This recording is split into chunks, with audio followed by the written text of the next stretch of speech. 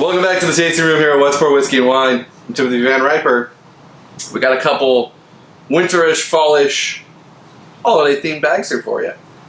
And starting off here, the closest to me, I have the Mexican hot chocolate. Comes in this nice, nifty little gift set. 2 glasses, bottle, signed by Mr. Fred No himself. These little hot chocolate pucks. Heat up your milk, pour right over it, add some booze. Ready to go. Bring it back at the Cowboy Coffee. That thing did exceptionally well for everybody. So, let's bring it back again. Be careful. This thing is dangerously delicious.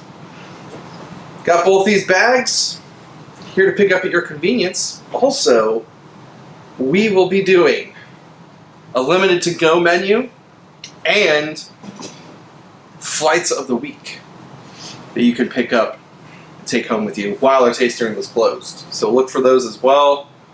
Hopefully I can see you all soon. Come by and pick up one of these bags. Cheers, dudes.